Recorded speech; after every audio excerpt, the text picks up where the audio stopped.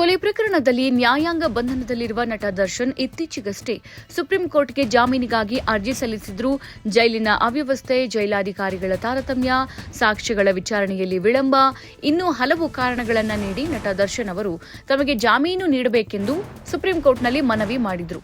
ಇಂದು ನಟ ದರ್ಶನ್ ಪರವಾಗಿ ಖ್ಯಾತ ವಕೀಲ ಮುಕುಲ್ ರೋಹಟಗಿ ವಾದ ಮಂಡಿಸಿದರೆ, ಪಬ್ಲಿಕ್ ಪ್ರಾಸಿಕ್ಯೂಟರ್ ಆಗಿ ಸಿದ್ಧಾರ್ಥ್ ಲೂಥ್ರಾ ವಾದ ಮಂಡಿಸಿದ್ರು. ನ್ಯಾಯಮೂರ್ತಿ ಜೆಬಿ ಪರ್ದಿವಾಲಾ, ನ್ಯಾಯಮೂರ್ತಿ ವಿಜಯ್ ಬಿಷ್ಣೋಯಿ ಅವರ ದ್ವಿಸದಸ್ಯ ಪೀಠ ದರ್ಶನ್ ಜಾಮೀನು ಅರ್ಜಿಯ ವಿಚಾರಣೆ ನಡೆಸಿತು.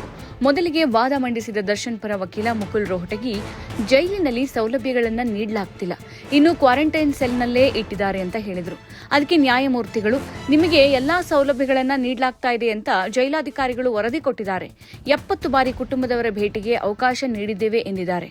ಆದರೆ ರೋಹಟಗಿ ಕುಟುಂಬದೊಂದಿಗೆ ಮಾತನಾಡುವಾಗ ಪೊಲೀಸರು ಜೊತೆಯಲ್ಲಿರ್ತಾರೆ ಅಂತ ಹೇಳಿದರು. ಬಳಿಕ ಸಾಕ್ಷ್ಯಗಳ ವಿಚಾರಣೆ ಬಗ್ಗೆ ವಾದ ಮಂಡಿಸಿದ ಮುಕುಲ್ ರೋಹಟಗಿ, 272 ಸಾಕ್ಷ್ಯಗಳ ಪೈಕಿ ಕೇವಲ 10 ಸಾಕ್ಷ್ಯಗಳ ವಿಚಾರಣೆಯನ್ನಷ್ಟೇ ಮಾಡಲಾಗಿದೆ ಎಂದರು. ನ್ಯಾಯಮೂರ್ತಿಗಳು ಪ್ರಾಸಿಕ್ಯೂಷನ್ ಅವರನ್ನ ಉದ್ದೇಶಿಸಿ ವಿಚಾರಣೆ ತಡವಾಗ್ತಾ ಇರೋದಕ್ಕೆ ಕಾರಣ ಕೇಳಿದರು. ಅದಕ್ಕೆ ಸಿದ್ಧಾರ್ಥ್ ಲೂಥ್ರಾ ಅವರು 1 ವರ್ಷದಲ್ಲಿ 60 ಪ್ರಮುಖ ಸಾಕ್ಷ್ಯಗಳ ವಿಚಾರಣೆ ಮಾಡೋದಾಗಿ ಹೇಳಿದರು. ಬಳಿಕ ದರ್ಶನ್ ಪರ ವಕೀಲರು, ಪ್ರತ್ಯಕ್ಷದರ್ಶಿ ಸಾಕ್ಷಿಗಳ ವಿಚಾರಣೆಯನ್ನಾದರೂ ಮಾಡಿ ಅಂತ ನಾವು ಕೇಳ್ತಾ ಇದ್ದೀವಿ ಅಂತ ಹೇಳಿದರು. ಅದಕ್ಕೆ ಸಿದ್ಧಾರ್ಥ್ ಲೂಥ್ರಾ, ನೀವು ಸಾಕ್ಷ್ಯಗಳಿಗೆ ಏನ್ ಮಾಡಿದ್ದೀರಿ ಅಂತ ನಾನಿಲ್ಲಿ ಹೇಳೋದಿಲ್ಲ, ನಾನು ಹೇಳಿದ್ರೆ ನಿಮ್ಮ ಜಾಮೀನು ಅರ್ಜಿಯೇ ರದ್ದಾಗಲಿದೆ ಅಂತ ಖಾರವಾಗಿ ಹೇಳಿದರು. ಬಳಿಕ ನ್ಯಾಯಮೂರ್ತಿಗಳು ಪ್ರಕರಣದ ವಿಚಾರಣೆ ನಡೆಸ್ತಾ ಇರುವ 57ನೇ ಸಿಸಿಎಚ್ ನ್ಯಾಯಾಲಯ ನೀಡಿರುವ ವರದಿಯಂತೆ ನವೆಂಬರ್ 3ರಂದು ದೋಷಾರೋಪ ಪಟ್ಟಿ ಸಲ್ಲಿಸಲಾಗಿದೆ. ಕಳೆದ 7 ತಿಂಗಳಲ್ಲಿ 10 ಸಾಕ್ಷ್ಯಗಳ ವಿಚಾರಣೆ ಮಾಡಿರುವುದಾಗಿ ವರದಿ ನೀಡಿದೆ ಎಂಬುದನ್ನು ಓದಿ ತಿಳಿಸಿದರು. ಬಳಿಕ ಆದೇಶ ಬರೆಸಿದ ನ್ಯಾಯಮೂರ್ತಿಗಳು, ಮುಂದಿನ 1 ವರ್ಷದಲ್ಲಿ ಪ್ರಮುಖವಾದ 60 ಸಾಕ್ಷ್ಯಗಳ ವಿಚಾರಣೆ ನಡೆಸಬೇಕು, ಅನಗತ್ಯ ಕಾರಣ ನೀಡಿ ವಿಚಾರಣೆ ಮುಂದೂಡಬಾರದು. 1 ವರ್ಷದ ನಂತರ ಜಾಮೀನು ಅರ್ಜಿಯ ಪರಾಮರ್ಶೆ ಮಾಡಬಹುದು, ಆ ಬಳಿಕ ನೇರವಾಗಿ ವಿಚಾರಣಾ ನ್ಯಾಯಾಲಯದಲ್ಲಿಯೇ ಜಾಮೀನು ಅರ್ಜಿ ಸಲ್ಲಿಸಬಹುದು ಅಂತ ಹೇಳಿದರು.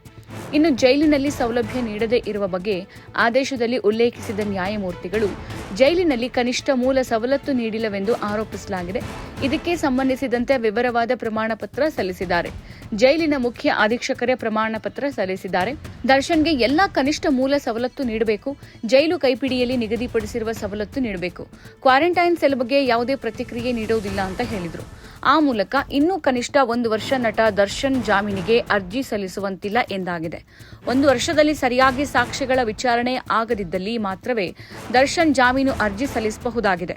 ಆಗ ನ್ಯಾಯಾಲಯವು ಆವರೆಗಿನ ವಿಚಾರಣೆಯನ್ನು ಆಧರಿಸಿ ದರ್ಶನ್ಗೆ ಜಾಮೀನು ನೀಡಬೇಕೋ ಬೇಡವೋ ಎಂಬುದನ್ನು ನಿರ್ಧರಿಸಲಿದೆ. ಹೀಗಾಗಿ ದರ್ಶನ್ ಫ್ಯಾನ್ಸ್ಗೆ ಬಹಳ ನಿರೀಕ್ಷೆ ಮೂಡಿದೆ. ಬಹಳಷ್ಟು ಜನರು ಈ ಸಲ ದರ್ಶನ್ ಜಾಮೀನು ಅರ್ಜಿಯನ್ನು ಸಲ್ಲಿಸಿದ್ರು, ಜಾಮೀನು ಸಿಗುತ್ತೆ, ಆಚೆಗೆ ಬರ್ತಾರೆ ದಾಸ, ಎಲ್ಲರೂ ನೋಡ್ಬೋದು, ಮಾತಾಡಬಹುದು, ಮತ್ತೆ ಸಿನಿಮಾಗಳಲ್ಲಿ ನೋಡಬಹುದು ಅಂತ ಹೇಳಿ ಕಾಯ್ಕೊಂಡು ಕೂತಿದ್ರು. ಆದರೆ ಇವತ್ತು ಜಡ್ಜ್ ಕೊಟ್ಟಿರುವಂತಹ ಆದೇಶದ ಮೇಲೆ ಬಹಳಷ್ಟು ಜನರು ಬೇಸರವನ್ನು ವ್ಯಕ್ತಪಡಿಸಿದ್ದಾರೆ. ಅದಲ್ಲದೆ ದರ್ಶನ್ ಇನ್ನೂ 1 ವರ್ಷಗಳ ಕಾಲ ಸಜೆಯಲ್ಲಿ ಇರಬೇಕು, ಜೈಲಲ್ಲಿ ಇರಬೇಕು ಅನ್ನುವಂಥದ್ದು ಅವರ ಅಭಿಮಾನಿಗಳಿಗೆ ಭಾರಿ ನಿರಾಸೆಯನ್ನ ಉಂಟು ಮಾಡಿದೆ. ಅದಲ್ಲದೆ ವಿಜಯಲಕ್ಷ್ಮಿ ದರ್ಶನ್ ಅವರು ಕೂಡ ಗಂಡ ವಾಪಸ್ ಬರ್ತಾರೆ ಅಂತ ಹೇಳಿಬಿಟ್ಟು ಮಾಡದಿರುವ ಹೋಮ ಇಲ್ಲ, ಹೋಗದಿರುವ ದೇವಸ್ಥಾನ ಇಲ್ಲ, ಆದರೂ ಕೂಡ ದರ್ಶನ್ಗೆ ಬಿಡುಗಡೆ ಭಾಗ್ಯ ಯಾಕೆ ಸಿಗ್ತಿಲ್ಲ ಅನ್ನುವಂಥದ್ದು ಯಕ್ಷ ಪ್ರಶ್ನೆ. ಕಾದ್ ನೋಡೋಣ. 1 ವರ್ಷಗಳ ಕಾಲ ದರ್ಶನ್ ಅವರಿಗೆ ಜೈಲು ಇದ್ದೇ ಇದೆ ಅನ್ನುವಂಥದ್ದು ನ್ಯಾಯಮೂರ್ತಿಗಳು ಕೊಟ್ಟಂತ ಆದೇಶ.